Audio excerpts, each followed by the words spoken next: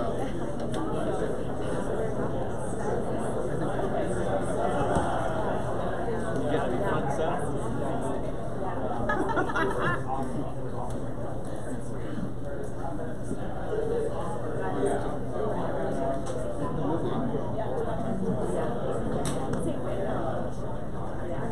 afternoon, everybody. Is this working? No. Yep. We are green. Mine's working. You're just sitting up front. It's not working. It's not working. I can hear you. He's really good at listening to his wife. He's really good at it. Did you say something? Right now. Check. Hey, we're working. Well, good afternoon, everybody. We'll get going here with our panel. My name is Eric Fram. I'm with the Air Force here at Capitol Factory in an organization called AFWorks. AFWorks is the innovation arm for the Air Force, and we are focused on empowering individual airmen, our ordinary people working for us, to fix their problems at the local level as much as possible. And what we concentrate on doing is providing the infrastructure and support and tools that are required to do that. My particular role is to represent the Air Education Training Command to AFWorks. And so I'd like to introduce the Air Education Training Command to you all for just a brief moment, and also talk about our investment areas, and then we'll introduce our panel here and talk about some of the projects that they're working on that I think are applicable obviously to the military, but also to the wider world. And I think there's some really interesting opportunities that are emerging through our work that are groundbreaking. And what's so powerful about what's going on here at Capitol Factory is that the problems that we're bringing here are different than what most of commercial industry is looking at, but they are also forward-leaning. And if we solve them in the military, chances are we've solved them to a level of complexity and to a level of kind of fundamental opposition to it working that a lot of startups kind of discover along the way. And so what we have really concentrated on at AFWorks here is to approach the business community from a humble view, but also to be partners with the business community, to engage with startups at their earliest stages, and to help them along the way where we work to solve mutual problems. So Air Education Training Command is a command of 66,000 people. We have a $2.5 billion annual budget, and we are in charge of everything from recruiting, training, education, and professional development of all 684,000 military and civilian members of the Air Force. We train over 200 career fields, so it's pretty much about as complex an HR operation as exists anywhere on Earth. My role within the command is to assist with all of its innovation efforts across all those various areas. We've established two main opportunity areas for investment and innovation. One is in individualized learning, where we are looking at, from a technology perspective, ways where we can simulate or put people into a situation much more cost affordably and much more robustly, so that we can take people in at whatever skill set they have, assess where they are really quickly, and then accelerate them through their learning as fast as possible, but really unleash themselves on the problems ahead of them. So that if somebody enters into training and they are at a more advanced level, they don't have to start off with the 1 year ahead of them that's the standard pathway. If they start out 9 months into that program, that's where they start, and then 3 months later they're going to graduate. And if they can learn it in 2 months because of the tools we give them, great. So that's individualized learning. We're looking particularly there at VR and AR. And the other area of interest that we have is in what we call data-enabled learning. So can I introduce a data layer into that training process wherein we determine markers that indicate somebody is learning really well or struggling, and then over time we can optimize the system for learners at large. We can identify who has a particular strength in an area. That turns into a recruiting metric that we can go look for. Or we can identify folks that are struggling, and maybe there's a commonality within the coursework that is causing a lot of people problems, and now we know where to focus our attention on fixing the coursework in the future. What we're really trying to create throughout the Air Force is a force of aggressive learners. We believe that at our core, if we can find people who are really interested in maximizing their own performance, and we give them access to the materials, the coursework, and the tools that they need to find the information for whatever question they have, they will follow their interests, they will learn much faster, and we will all be better prepared there. So, joining me on stage is John Busey. I'm going to struggle today to not use call signs, but he goes by Ammo, so if I say Ammo, John Busey. And then we have Switch Durham, Christine Durham, and we have Kenny Ruffin, who goes by Deacon. Ammo here is working on our VR flight simulator. We call it Pilot Training Next. In fact, in the room just opposite the kitchen there, we call it Sled, which is our virtual reality trainer. You guys are all welcome to test it out after this. And so that's Ammo's main area of interest. Switch, Christine Durham, is a C-17 pilot. And she is interested or working on enabling the command to make use of 360 videos and a lot of other sorts of supplemental materials. And then Kenny Ruffin over here, Deacon. He's actually a personal hero of mine. He, in addition to raising, is it 6 kids? Yeah, 6 kids, has found time to be a successful fighter pilot, which is no mean feat. But has also, because he wasn't busy enough, started several nonprofits focused on teaching children how to fly, getting them interested in STEM education, and particularly inspiring people to follow in the footsteps of the Tuskegee Airmen. So he has devoted major parts of his life to what in essence in the Air Force context is the recruiting challenge. And so we hired him on, gave him a special detachment, and basically said, hey, go take all the stuff you learned in your nonprofit life and start doing it for the Air Force, and let's start scaling it up to a national program. So excited to have Deacon here with us and talking about it. So we talked a lot about the technology in our investment areas. Inside of that, an individualized learning bucket is basically adult learning methods. We know these things work. How do we integrate them into the military learning context? That's a very difficult thing when you're dealing with very dangerous training regimens, very expensive training regimens. It's hard to experiment in there, and we've been fortunate enough to be empowered to begin experimenting in there, which required a lot of resources and a lot of effort, and frankly, risk on the part of leadership to potentially not accomplish their mission with the training goals and all that sort of stuff. So, John, would you like to talk a little bit about Pilot Training Next and kind of introduce the things you've been working on? Yeah, absolutely.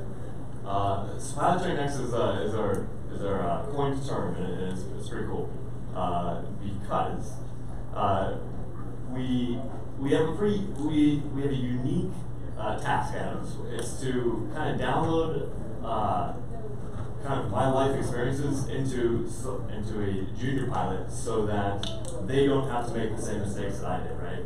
So it's very much like a visual experience where you're over their shoulder, right, and you're trying to get them to learn as fast as they can. Now we started let's see here, was it 12 months ago? 12 months ago. 12 months ago we had 20 students that showed up. And we walked in the room with the students. We built the sleds that you'll see over there, and we strapped them into the virtual environment with T6, and we repped them through. Sorry, let me rephrase that too. We started practicing these maneuvers that we were going to expect them to then fly in the aircraft. And what we found is that I should use the term millennials. Millennials, me being one as well. Love video games. They love and they love very much throwing the headsets on and flying, and they without us tinkering or trying to program a game, they made it a game, right? So they would be flying or simming with their buddies and seeing how well they could do versus their buddies. So it was really cool that we kind of almost by accident, found this gamification and and unlocked this competitive ability within each one of our students where they really, really love to get down to this event and kind of, for lack of a better term, battle with their buddies, right? And just by them steeping themselves in that environment, they're learning how to walk and talk and think like a pilot. And we found that they were able to do that a lot quicker because they're just immersed in it. They're immersed in it all the time. So 6 months later, we had 13. We had 13 pilots that we were able to create, and they're out right now in the Air Force, and they're going through their aircraft training right now, right? So we call it their initial qualification. So they're out there right now, and we're starting with our second batch. They're in the oven right now, and we expect them to be done between 4 and 8 to 10 months. But this is more about it's much more about, like Eric said, what level of abilities do you have walking in the door, and then let me walk aside you here and bring you to the finish line, as opposed to, I don't care what you know, sit down, shut up, which is very, very militaristic, right? Which sit down, shut up, sit attention, I'll tell you everything that you need to know, which has been the Air Force's favorite mode of instruction for the last, call it 60 years. And you mentioned that they graduated in 6 months. Can you compare that to what a standard timeline would have taken, and talk a little bit about the levels of competency that were created in those 6 months as compared to the standard? Okay, so I'll call it legacy pilot training. Legacy pilot training takes between 12 and 15 months, and it's taken between 12 and 15 months, like I said, for the last 60 years. So if you go and you ask somebody who has wings, you say, hey, when was your pilot training class? They can tell you, you can just guess when they graduated, right? It's the exact same start to finish curriculum that they experienced, that I experienced as well. So now we have these students that are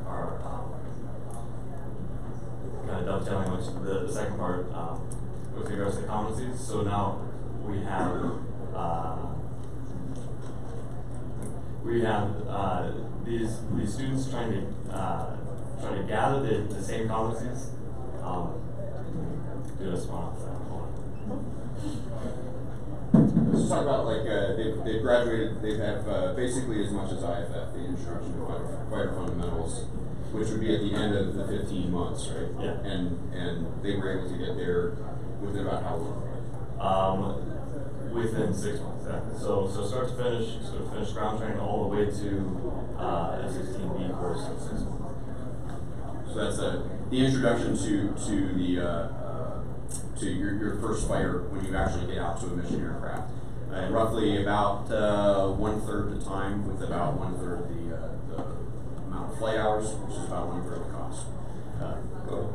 Cool. So to build on kind of what Amber was saying, is in order to accomplish this, we've been using a lot of supplemental virtual reality techniques, methods, applications, and a lot of it is actually pretty simple. So when we think about gamification, it can come down to something just, we're going to call this a quest, and we're going to call this a goal and an objective instead of an assignment or a task, right? You use those words and instantly you're just like, oh, I don't want to have to complete this task in a set amount of time. But now we put a word to it that puts some meaning and some motivation, which actually makes the students a little bit more excited to complete it. We use things like leaderboards, badges, right? Everyone kind of has done something to where you've reached level 2, you've reached level 3, and it's really an arbitrary number, right? Like, you don't get anything from that. But that intrinsic motivation to be like, yes, I'm level 5, he's level 4. So things like that we've applied to pilot training. And we've used it in all of these different materials that by itself would be a little monotonous, but something as simple as putting a leaderboard up in the flight room, hey, Dan yesterday got 5 points on this exam, like, who's next? And so now you put a little bit of that competition into the environment, and it's really just as simple as, I just want to be better than my buddy. So when I go home at the end of the day and be like, like, oh, I got double your score, like, you suck. Which all, like, of course, you know, you want to be able to brag a little bit in a program like we're doing here. So it's really things as simple as that on like the lower levels. Obviously, it goes a little bit deeper once we start talking about like how to actually apply meaningful badges and meaningful winning terms. And what that also allows us to do is it offers different pathways to the same end game. So at the end of the day, we want the students to become a pilot. I don't really care which order that you learn this material in, as long as you learn it by the end. So yeah, there are some students that come in with engineering, aeronautical degrees. So they just breeze through kind of the earlier lesson plans that we have, and maybe they spend a little bit more time on weather because they've literally just never thought about what kind of cloud that is above their head.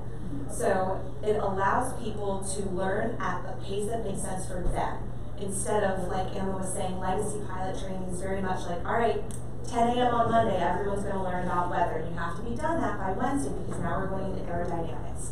So giving the students the ability to determine their own path, what it empowers them. So they feel like they own their own training and they feel like this is a program for them, not just, you know, they're in the workhouse like everybody else. It puts meaning towards what they're doing.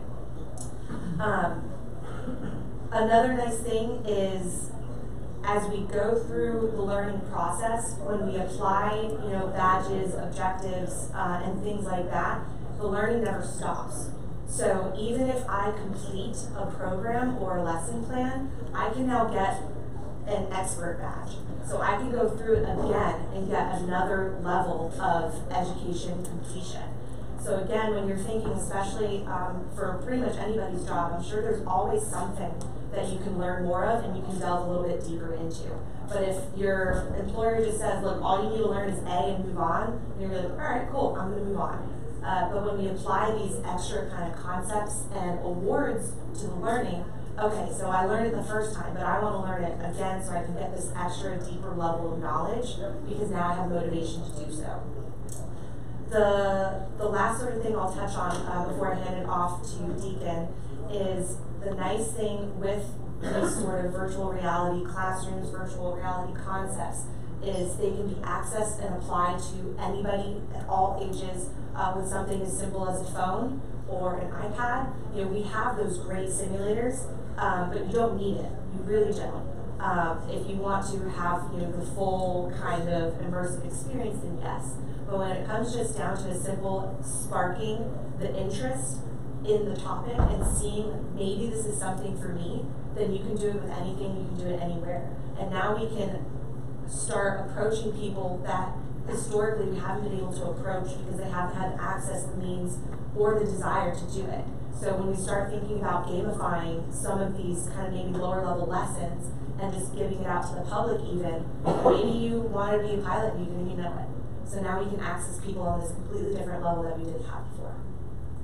Great, great. So we've spoken a lot about pilots, and you know, we're all pilots, so we love talking about pilots. But the Air Force is about a whole lot more than flying.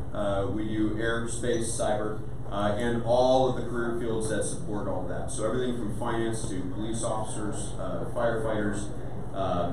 You have people who maintain runways, people who maintain network infrastructure. We have to train all of them, and before we can train them, we have to recruit them. So we've spoken a lot about the training piece here, and all those lessons will have applicability to those other career fields as we spider out. But we haven't touched on recruiting. And Deacon, would you like to talk a little bit about the efforts you're taking here? So it's really a second separate line of effort. Thanks. Appreciate your comments. Thanks everyone for having me. I would consider myself the one that's not qualified to be on this panel or even in this building because I am not a technologist, not really an innovator, and when Eric asked me about this whole gamification thing, I'm like, dude, I don't have time for games. I'm focused on reality here, right?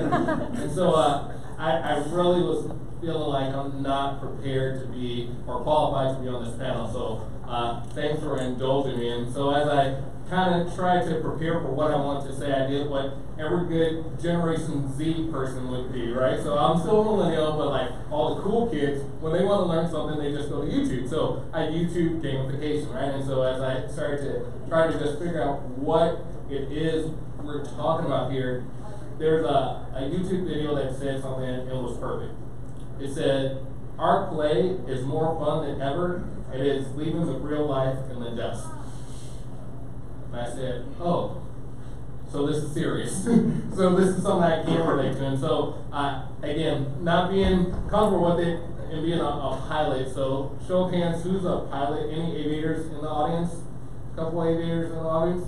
So I had to create a flight plan for what I wanted to say. So my flight plan is PAR.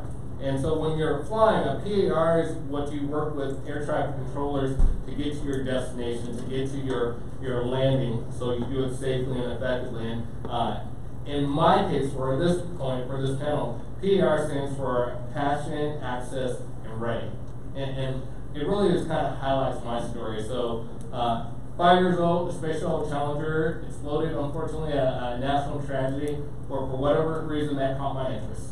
And I was now interested in it, and now I kind of looked into it, and pretty soon it was my passion. Nothing else in life mattered except me becoming an astronaut. And so I wanted to be an astronaut, and so you need to be a pilot, and you need to go to Air Force Academy, and blah, blah, blah, blah. Everything was about being an astronaut, and so that led me, that passion I had for being an astronaut led me to begin flying at 13 years old. So started flying at 13. At 14, I flew all by myself. I soloed. 16, I had my pilot's license, private license, could take my mom, friends, anyone flying. And then by the time I was 18, I had my instructor's license and my FAA certified flight instructor's license. I could teach anyone in America how to fly an airplane. There's one problem.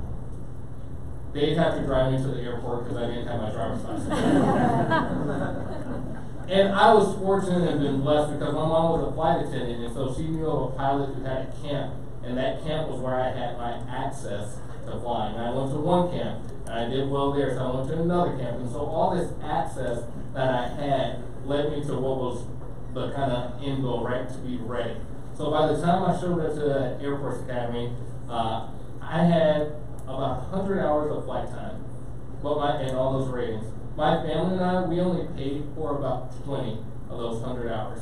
And so, show up, I ended up becoming the Soaring Squadron Commander, but I had more hours and experience than the upperclassmen that were teaching me, right?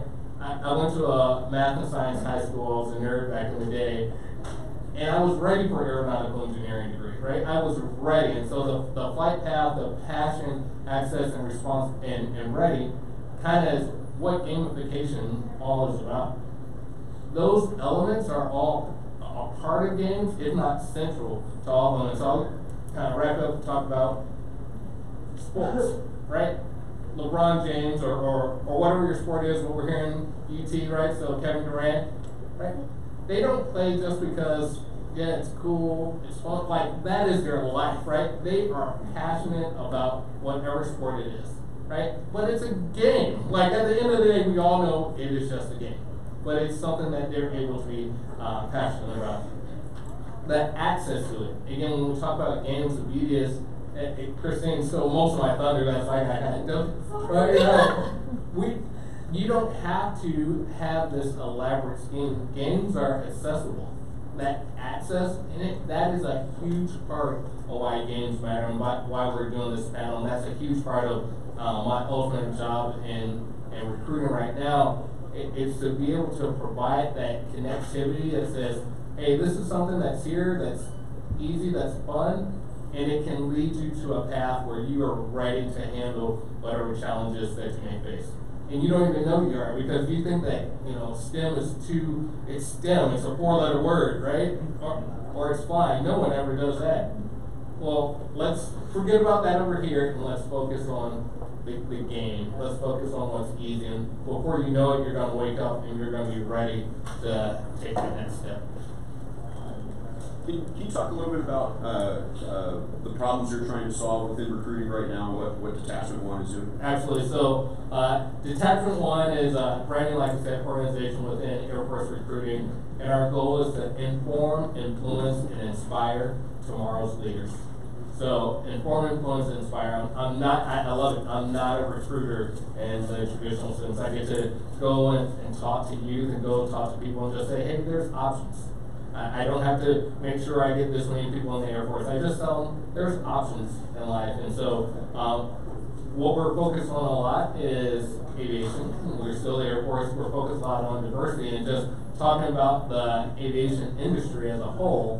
One, it's one of the fastest growing industries out there. The opportunities right now globally within aviation are through the roof. There's something like a 400% increase in GDP that's expected over the next 20 years, right? It's just the opportunities are unbelievable. And that's not just pilots. Like for every one pilot, you have about 10 other careers that are supporting that. So it's millions of people. Boeing, has all their stats. So you can look that up.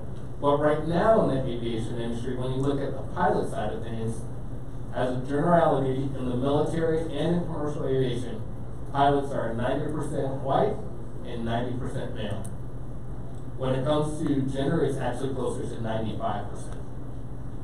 And so the demand signal that we have and the need that we have, the Air Force, we're about 2,000 pilots short right now, this very day. We've been 2,000 pilots short for a while. We cannot continue to do the same things we did in the 2000s, 90s, 80s, 70s, 60s, right? We have to innovate. We have to come up with something better that engages the next generation that says, hey, this might be your passion. And hey, there is access to this, even though you didn't think it was possible. And we can take them on an airplane flight for free and say, hey, this was cool. Oh, you didn't like it? Well, what about designing it?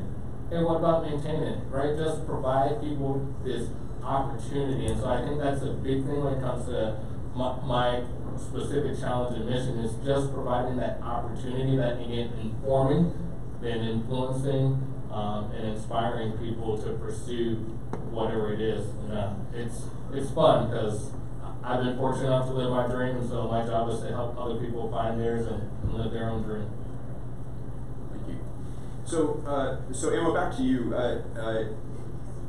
How does you mentioned we had the sit down shut up model of learning versus today. Can you talk a little bit about what is the energy of the room when you walk into to a classroom now compared to when you were going through training or when you were training others in the legacy flight training model? So we'll do one versus the other. We'll do the old model first. So on day one of flight line training in my flight, I would have 15 students, and they were to not be in the door 1 second too early or 1 second late. Okay? So this was an orchestrated effort to get everyone. This is silly, right? Through a door at the exact moment that you want them through the door, right? And then we wouldn't look at them. It was part of the pressure. We wouldn't look at them. Don't look at them in the eyes. They'd sit and file around, sit down all at the same time, and they wouldn't speak when spoken to. And it sounds weird, but this was kind of part of the I guess I call it the compliance check, right? How easy are you going to be a student? Are you going to be pain in the butt? Maybe if you're late, right? But think about that. So that served a means, which is, hey, are you going to listen to what I say? But then think about how many barriers that also put in between you, the teacher, and the student that needs to know what you have in your mind. So for the life and death nature of flying. So we did our best to reprogram ourselves. And it's a lot of gnashing of teeth, a lot of consternation. Old ways are the best way to say. But now when you walk around the flight room, you'll have students just beeline for you and ask the questions. And we've done our absolute best to let them know that please text or call, or just please open your mouth and ask the questions so that I can help kind of illuminate this gray spot in your knowledge, so that we can continue to build on it. So I guess I like the new way a lot more. I like it a lot more, and I don't mind getting texts from the students, even though my buddies maybe back at Laughlin still would probably roll over if they heard. Why would students text me? Well, a student needs to learn and they don't know it, so why are we putting barriers between them and getting that knowledge? So it's all about removing those barriers. And I forgot to mention, we are open for questions, so please just raise your hand and I'll stop talking and let you guys start talking. So while you guys are thinking those questions, we'll kind of just keep going, but feel free to just shoot up. Switch. What kind of learning curve have you seen, between content creators and students, and as you kind of enabled some of these gamification and alternative tools? Yeah, so I'll split that into the content creators and the students, because in the program that we have now, we are still constantly creating new things. So we're testing one thing, does it work, does it not? And then we move on to the next one or we build upon. So from a content creator aspect, so you think most of the instructors are part of our generation, right? So we've gone through the legacy training, we've gone through the old ways. So I would say initially it's a little bit of a steeper curve because it's just not stuff that we're used to. A lot of us grew up with video games, but not in the same way that this generation has that's going through, graduating college right now. And I think that's more of just a willingness to learn. I don't think it's that we're incapable. It's just, you put this big complicated thing in front of you and you're like, I'll get to that later. So as far as the instructor standpoint and the ones that are trying to create all of this stuff, we really have to have that willingness to learn and the motivation. And then once you get going with it, it goes a lot smoother and you realize, oh, okay, this really isn't as bad as I thought it was. You do a few clicks, you set up a few things here, and then you're running off. As far as the students, I mean, they eat the stuff up. We have a room downstairs that is just set up with 20 or so of the board simulators, and we have all of these resources available to them. And a lot of us have gone downstairs and been like, hey, you had a question, what can I help you with? And the student just starts throwing stuff up on the screen and attaching their iPad and inlaying the iPad into the VR goggles. And you're just like, wait, how did you do that? Show me what you just did there. Because they have the willingness to learn, right? So they're in it right now and they want to touch all the cool things and they want to see what all of this stuff is capable of. So the students are just taking this stuff and just shooting for the stars. And I think it's just more of a mental note that us, older people have to accept, is that you just need to try and just test it out. And once you go past that kind of initial frustration, then it's really limitless, the capabilities that you have. So I'd say initially a little bit tough, but once you kind of get over that hump of this is different, this is new, this is weird, then it really can just take off. Great. And go ahead, sir. Yeah, so Mr. Rumpin, your background, what you were explaining, it seemed like you would have been in kinds of perfect candidates, kind of training that you've been talking about where, don't just sit down, shut up, assuming you know nothing, even with 100 flight hours, right? So that in the ideal world that would have been translated. Could you just talk a little bit about how you think that would have helped you, or what that would be like if you got to go through the training methods that you have to push today? Yeah, that's a really good question. What if, imagine if I had done that.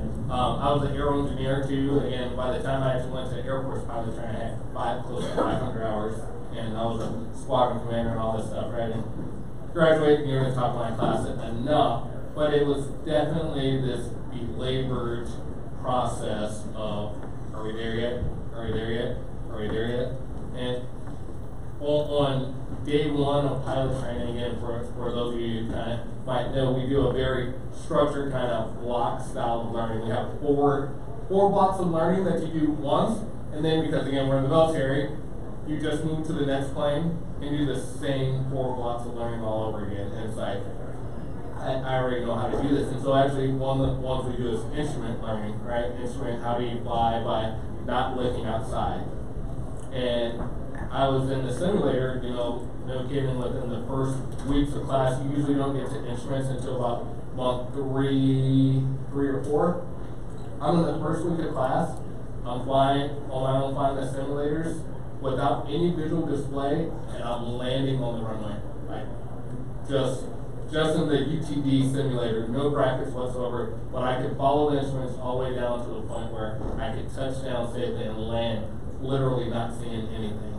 And so it would have been great if a week later I would have been able to go and actually try that in the plane, but instead I had to wait 3 months until we got to instruments, and then when we got to instruments I did pretty good on my check ride, 0 downgrades, outstanding. That happens like, 4 times a year.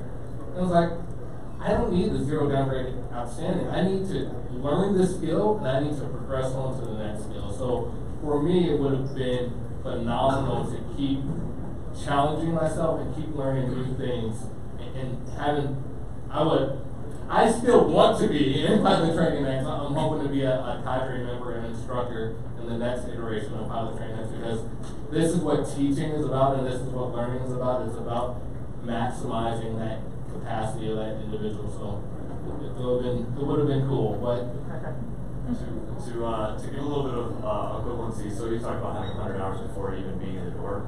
We graduated our students with 70 flight hours.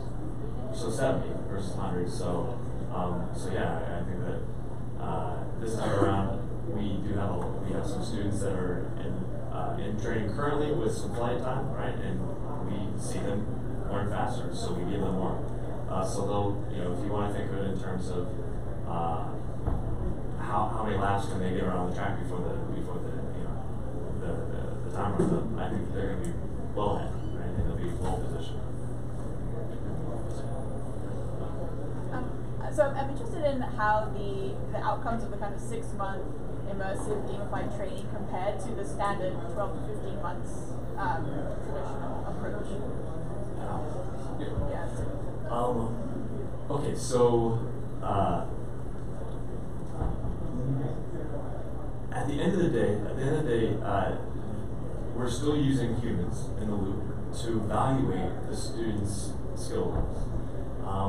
In the Air Force, we have check rides, and they are excruciatingly painful, right? You prep, it's a whole day, it's, think of it like, it's an entire day watching you do exactly what you're paid to do, and if you do anything wrong, and you see the pencil come out, and we'll talk about this one later, right? So there's still humans in the loop, and we're all used to being able to kind of size up a student and make sure that they have the acceptable levels of skill to be safe, okay? And things on top of that are great, right? That's great.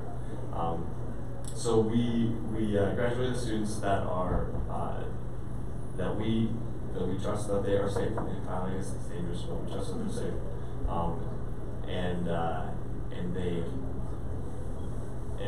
I think that we did a pretty good job of pairing their skill levels with the next aircraft that they're in, because there's a cross section of aircraft in the Air Force inventory, and some mission sets are going to be more demanding than other mission sets. So that's a little bit of this as well, which is if Deacon's in the door and he's already ready to go to formation and more advanced flying, then we should probably continually challenge him and give him those mission sets a little bit tougher. That answer your question?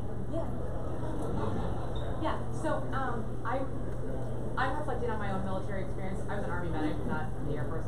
Sorry about that, but similar it's okay, training experience. Right. Yeah, I did a lot of really cool things on the ground and things. Similar training experience though, right? In terms of ass and seat and like sit up straight, and nobody wanted to ask questions because if you did, you had to sit there for 45 more minutes, and what a nightmare. And I'm thinking about like how exciting it would be to scale this model beyond what you're doing right now, and I appreciate you starting to think about that. But then I'm also thinking about Mr. Ruffin's comments on diversity in the military across the board, as well as diversity, as well as like gaps in pilots and other services.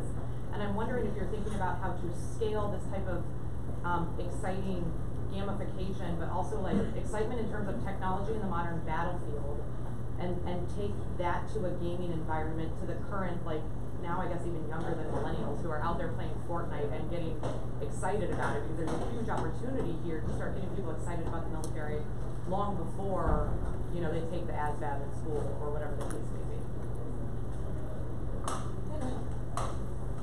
So yes, that's exactly what I'm supposed to do. Again, as a kind of outsider, again, I'm supposed to take all these things we're doing for very practical here and now, benefits to how do we leverage it for the future. And so the way that I see it, again, it goes back to what games are about. Games are about fun. Games are about enjoyment. Games are about passion. And it puts you at ease. It allows you to learn what this is at the end of the day. You said it to begin with, Eric, aggressive learners, right? We want people, because this is a human endeavor, regardless of whatever technology you have, we want people to be comfortable with trying to get better, to learn more, to try faster, to not be risk averse, right? So I think that games, regardless if it utilizes technology or if it utilizes a rock, and I'm going to throw my rock back farther than you, right? But the whole nature of games itself allows you to, in a non-threatening environment at times, in a manner that is fun, in a manner that is exciting and at your own individualized pace, get to that point where you're ready for that real world application of whatever it is.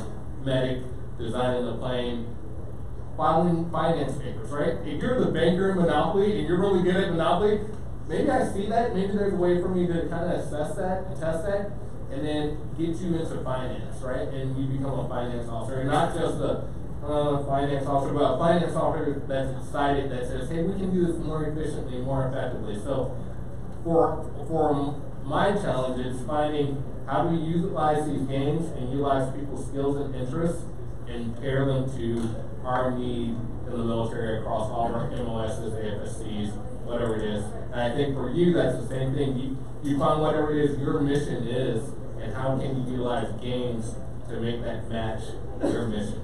Deacon, how does, sorry, but. So I was just going to add, kind of to your comment on that is, one of the nice things with just all of the new technology that we've been developing and these games, like when I originally thought of, training and gamification, I kind of thought of like Fortnite, Call of Duty type style games, but that's not it. Call of Duty really isn't going to excite me, unfortunately. Like, I played it, I'm not good. I'm not good at it. But we have all these different kind of supplemental resources that can now train different people. So when you bring up minorities, whether it be race or gender, people are just attracted to different things in different games. So the idea is we're going to try a lot of these things, and we're going to see which ones stick and which ones attract certain kinds of people, because we do want more diversity. I mean, it's been proven it creates just a better workspace in general. And so leveraging those different resources to attract different people is kind of the direction that the Air Force is moving. Yeah. I have a quick question. You said that you were 2,000 pilots short right now.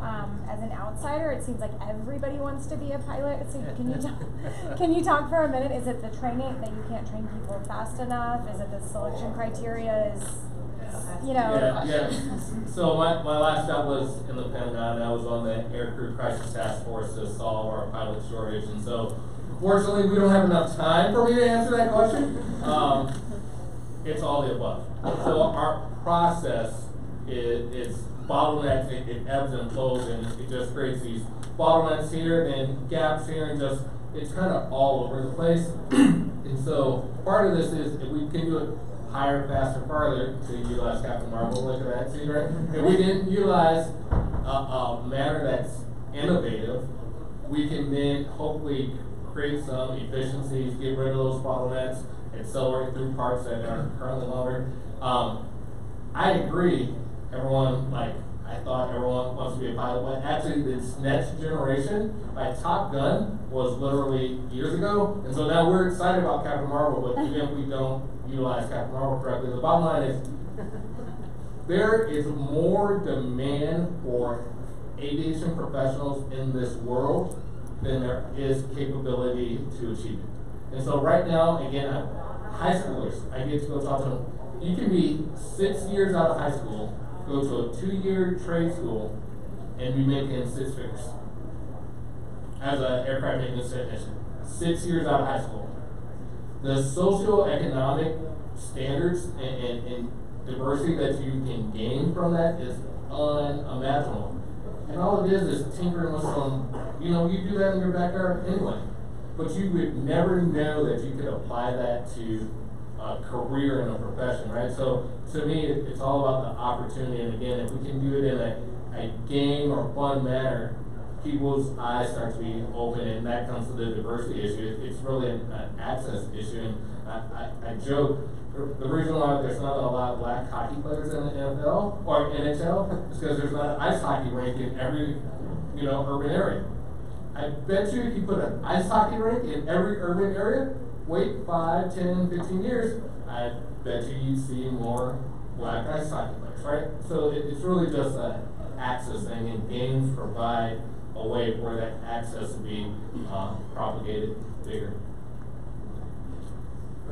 Oh, I was going to ask, with so many people having these virtual reality devices and everything else nowadays, just talking about accessibility, would you consider releasing some of these, these virtual reality training simulator stuff just out to the public so people could try it on their own and just download it off the App Store or whatever else?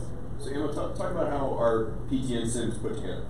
So, we have HTC Vive Pros, okay, and we use a flight simulator program called Prepare 3D, and it's got a very big hobbyist background, or hobbyist enthusiast core, right?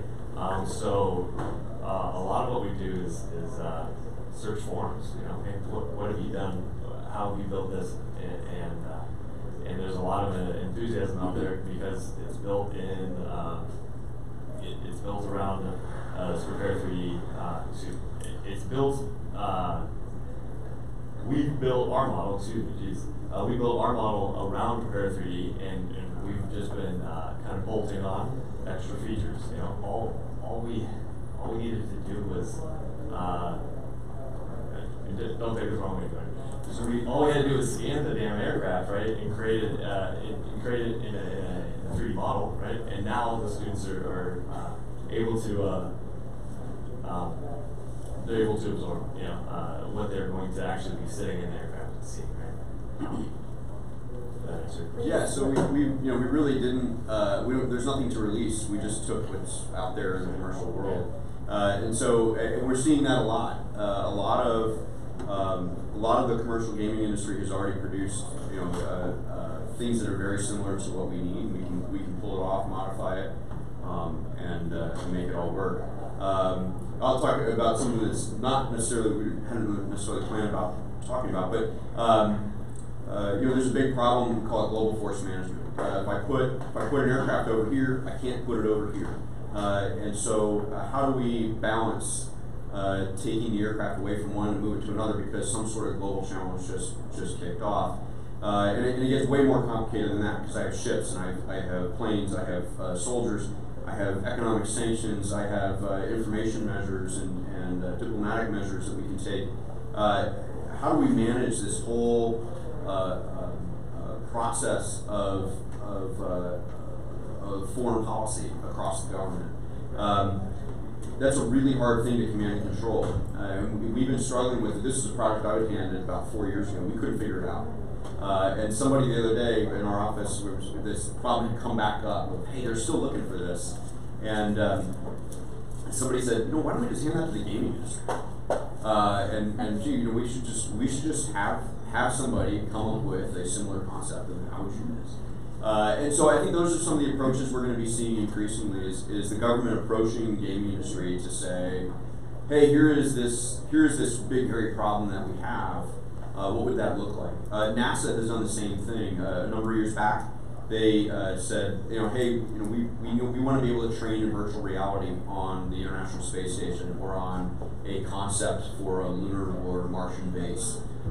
Gaming industry, here are the CAD drawings of the International Space Station. Show us some of your best artwork.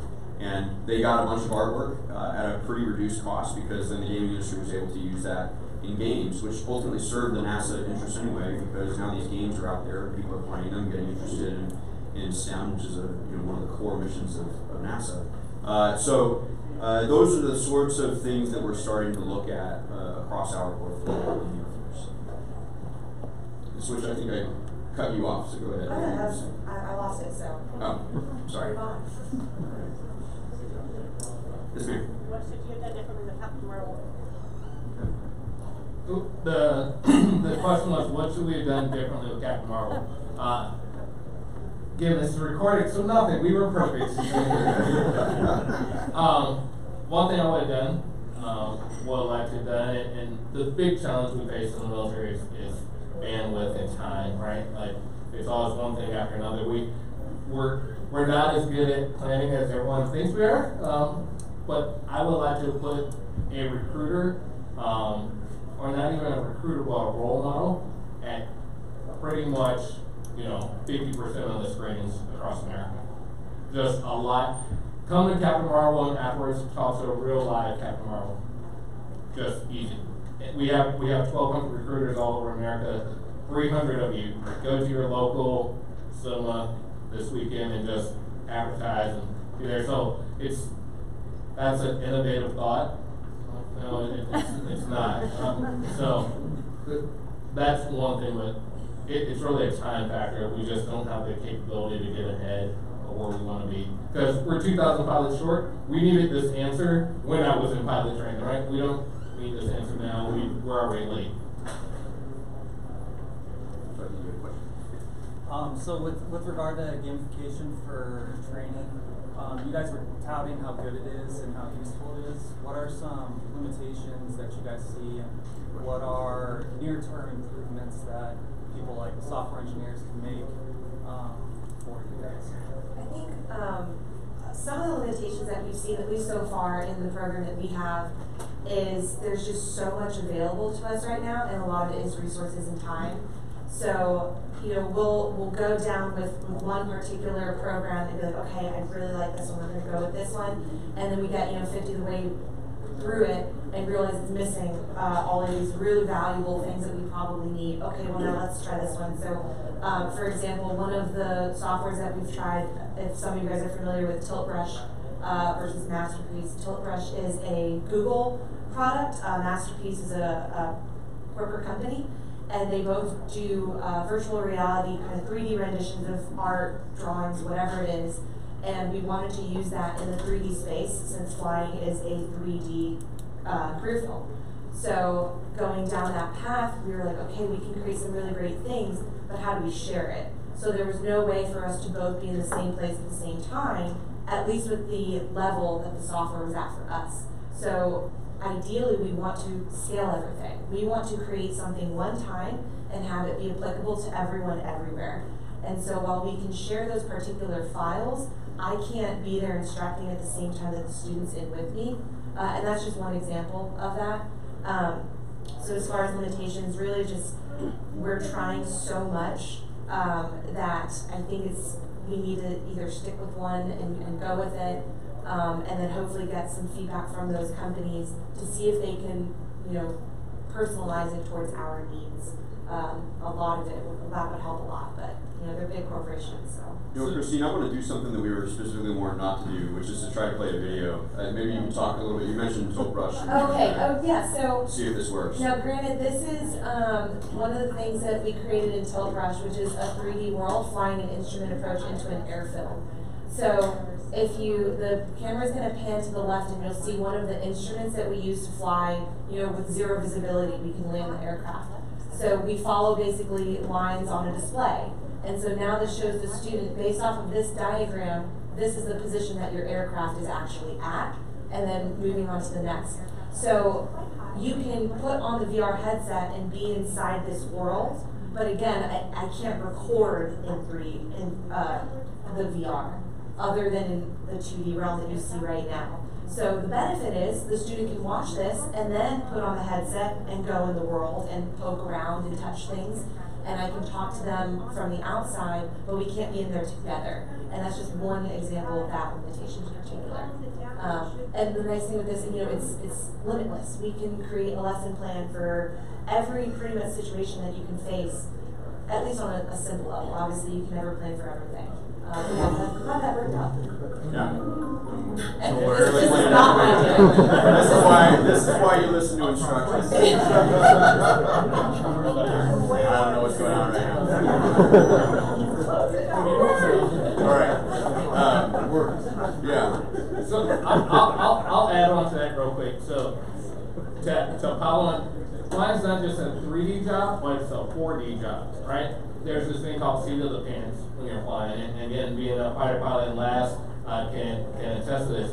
There is nothing like that Top Gun line. Where do you go? Where did who go? Like that feeling of oh crap or other expletives. That's real, right? And that's so we have a problem figuring out just how much of the reality can we put in it. We can put in task saturation and complexity, but you never get that oh my gosh I almost crashed feel, and you don't get that oh my gosh that thing I dropped off my plane actually just killed people down there, right? So there's still that part of reality that's the biggest challenge for games in period. How do you get people to recognize the very real connection between this game that we're prepping you for, getting you ready, or the actual real second and third order ramifications of what you'll do IRL in real life, right? I have a question. Probably last question. So you talk a lot about creating like simulations for a lot of your trainings, but what do you do? How do you gamify those trainings that you can't really make in a simulated, like in a simulation through like VR, AR? Because like it's very motivating to have like you're gonna put this headset, you're gonna try it out, but what about those topics that you discuss or train about that you can't do that? Good question. So really you're asking how do we make the not fun stuff fun? Yeah, That we have through to teach. gamification, yeah. Yeah. So I think we're still trying to figure that out. A lot of it is like, trust us, this is important. And it's hard to relay that to a student that just hasn't experienced it yet. So we try to simulate all of those things in the best way possible. We kind of have a lesson plan that we want to accomplish. And the great thing in the VR is if we either think the student isn't taking it seriously enough or maybe they need to be challenged more, then we can adapt it. And the idea too is to get to the point where the program itself is self-adapted. So if the student is really struggling, then maybe we slow things down. If they're doing really well, then yeah, let's add in some traffic, some planes coming across the way, let's add in some threats, let's bring the weather down. So a lot of the not so fun stuff that we have to teach kind of dry material, that's the way that we do it, is we show them why it's important. And yeah, it is tough. There's some stuff that they just have to knock out. And I think that's where bringing in the badges and the leaderboards come into play. Like, look, you may not feel why this is important, but we're telling you it is, and it shows that those guys are taking it seriously, so why aren't you? And that's kind of how we can leverage those different types of resources, is bringing in, the accomplishments, instead of just saying do this because we're telling you to. That's the best thing that we found so far, but we're still learning and we're still trying new things. Well, thank you very much, everybody, for joining us. This is Capital Factory, so I would be remiss if I didn't tell you guys how we can make money off of all this. So, so we at AFWorks are concentrating very hard on making the government much more responsive, especially to the startup community. So we have two websites that are good. One is where you can submit your ideas, and the other is where we submit our needs, and then you submit ideas that are relevant to those. So the first one, which is probably the one that I'd most recommend, is SBIR, Small Business Innovation Research, sbir.gov. And on there you'll see, if you search for Air Force and then special topics, the first dozen or so are topics that span well beyond gamification to include any sort of dual-use technology that you think would be something the military might be interested in. And we've been very, very effective at funding a lot of small businesses that have never done business with the government before.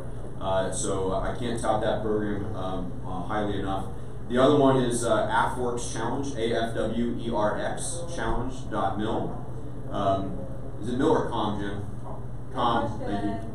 So all those things are at AFWorksChallenge.com. I mean, I'm sorry. Yeah, you can also just say AFWorks.af.mil. Thank you. You can get all of that from AFWorks.af.mil. And that is why we have an outreach director. Thank you, Jim. So AFWorks.af.mil, you can find the best ways to get your business involved with our business. So with that, thank you very much. We'll stick around for questions. We also have the PTN Sims in that first room over there. And you guys are all welcome to check it out. We have also 360 video examples and some VR examples of the specific games that we've built. Thank you.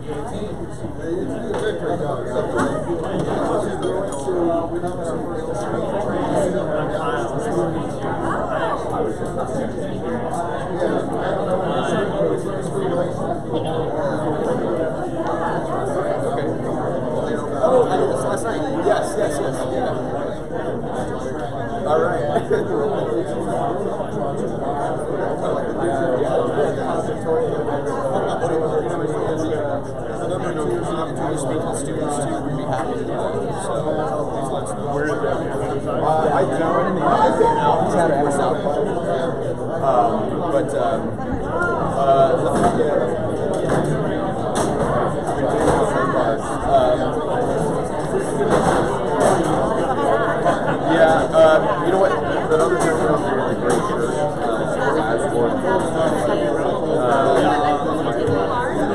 or Kyle's the guy on the left, right after chat with him. Oh yeah, okay. Thank you. Hi, Anthony, nice to meet you. Eric.